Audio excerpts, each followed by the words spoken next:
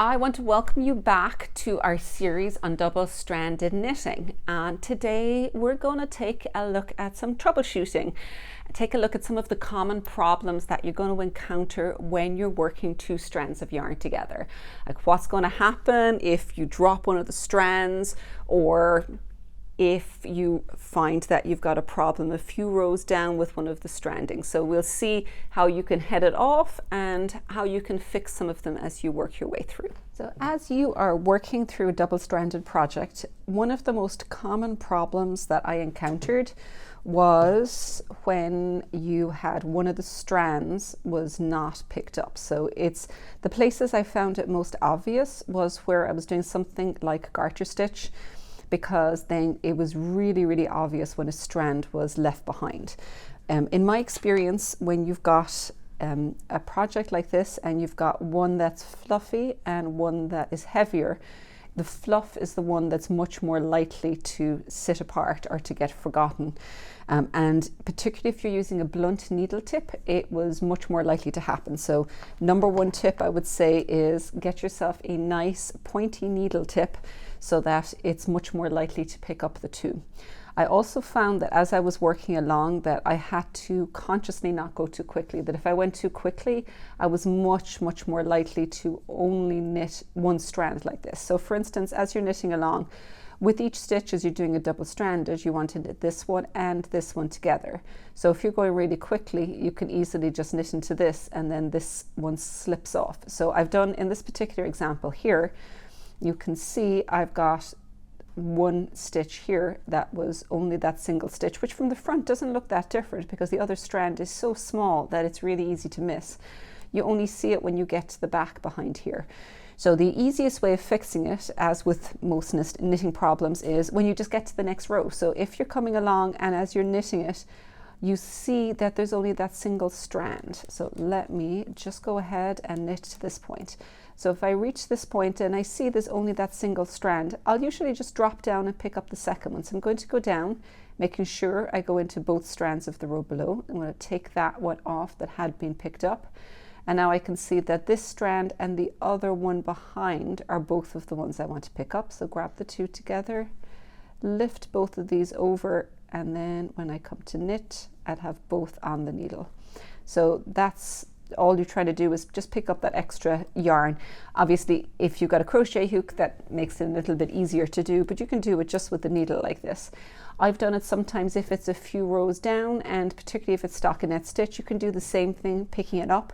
But do be careful, because you may end up very easily skipping one of the strands on one of the other rows as you go up, because that yarn is so fine, and particularly if it's a very similar color, it can kind of end up twisting and hiding behind the other, and you can just really easily end up missing it. So just go slowly and have pointy needles are the biggest things that I found quite helpful.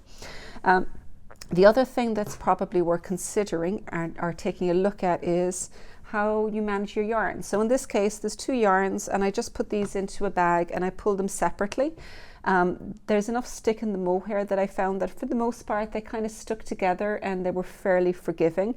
But I do have to slow down with it. I have worked in a previous project where both of the yarns had to be wound anyway, so I, on the winder, just held the two together and wound the two as a single one. So I had one single strand with the two yarns twisted together.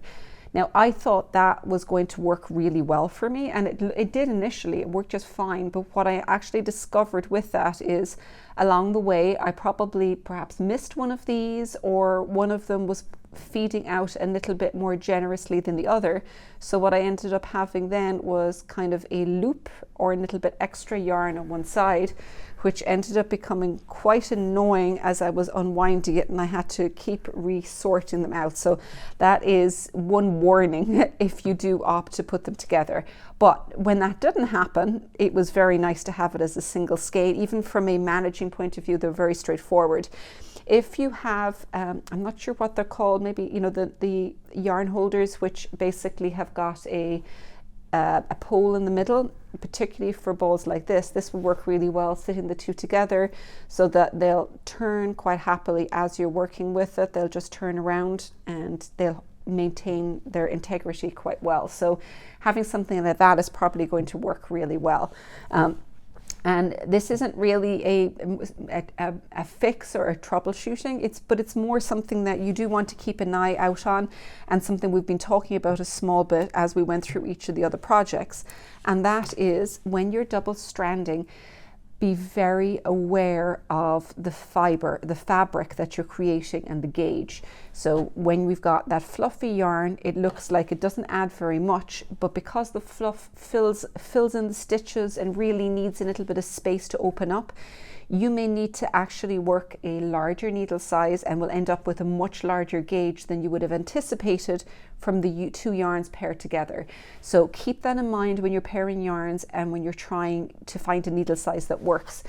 Always experiment with a couple of different needle sizes, like we were showing you in previous videos, where you kind of just do a small section with a few different sizes to really get a feel for what works. Try different needle types. So in this case, this is a metal one. It's got very pointy tips. See how that works. If you're not liking it, maybe try working onto a bamboo to see if it works a little bit better for you. So the whole process of actually double stranding yarns is a kind of about experimenting and continually asking yourself, does the fabric feel good? Does it give me a nice gauge? And then eventually taking a look to see if it matches up with the pattern you're looking for. But if you match the pattern gauge but you don't like the fabric, then it's a bit of a false economy, because you won't like the feel of the finished piece of knitting. Thank you for watching. If you have any difficulties or if you have comments on double stranding, then just drop them down below. If there is anything you would like to see in a future episode, then also drop it in the comments so that we can include it in future episodes on double stranding.